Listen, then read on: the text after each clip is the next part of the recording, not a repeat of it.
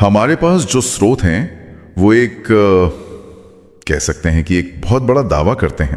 वो कहते हैं कि आज के जो सबसे बड़े वैज्ञानिक नाम हैं, न्यूटन, आइंस्टाइन, ओपेनहाइमर, वो जिन सच्चाइयों तक अब पहुंच रहे हैं उन्हें गौतम बुद्ध ने करीब 2600 साल पहले ही समझ लिया था।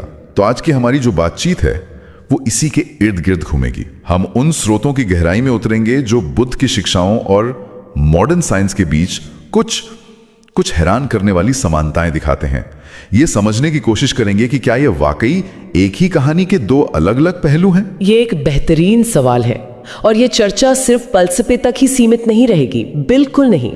हम इसमें भौतिकी मतलब फिजिक्स से लेकर तंत्रिका विज्ञान यानी न्यूरोसाइंस और यहाँ तक कि ब्रह्मांड विज्ञान कॉस्मोलॉजी तक को छुएंगे। स्रोत न्यूटन, आइंस्टाइन, मैक्स प्लैंक और कार्ल सैगन जैसे दिग्गजों के काम को बुद्ध के दर्शन के साथ रखकर देखते हैं। तो आज हम यही देखेंगे कि ये जोड़ कितने मजबूत है। ठीक है, तो चलिए इस बड़े से दावे को एक एक करके खोलते हैं। शुरुआत कहाँ से करें? शायद भौतिकी के सबसे जाने पहचाने नियम से करते हैं। न्यूटन का तीसरा नियम, हर क्रिया की बराबर और विपरीत प्रतिक्रिया होती है। स्रोत इसे सीधे सीधे बुद्ध के कर्म के सिद्धांत से जोड़ते हैं।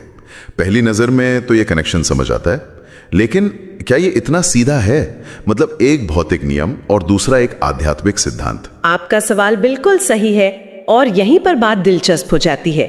देखिए, स्रोत ये नहीं कह रहे हैं कि ये दोनों बिल्कुल एक ही चीज है।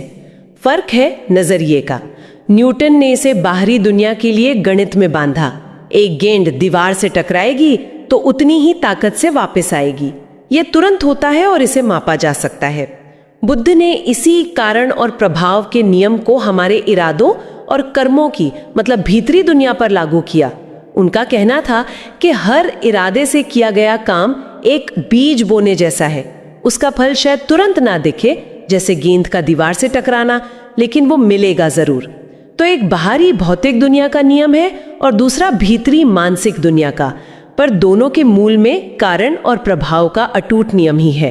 अच्छा, तो ये एक जैसा होने के बजाय एक ही सिद्धांत का अलग अलग स्तर पर लागू होना है। हाँ, ये बात ज्यादा समझ में आती है। न्यूटन ने हमें एक ऐसी दुनिया दी जो घड़ी की तरह चलती है, जहां हर चीज का हिसाब किताब है। लेकिन फिर 20वीं सदी में आइंस्टाइन आए और उन्होंने इस घड़ी की पूरी मशीनरी ही बदल दी। स्रोत आइंस्टाइन का जिक्र बार बार करते हैं। उनका एक मशहूर कथन है, अगर कोई धर्म है जो आधुनिक विज्ञान की जरूरतों को पूरा कर सकता है तो वो बौद्ध धर्म होगा। आइंस्टाइन जैसा इंसान ऐसा क्यों कहेगा? क्योंकि आइंस्टाइन ने समझा कि ब्रह्मांड कोई अलग अलग चीजों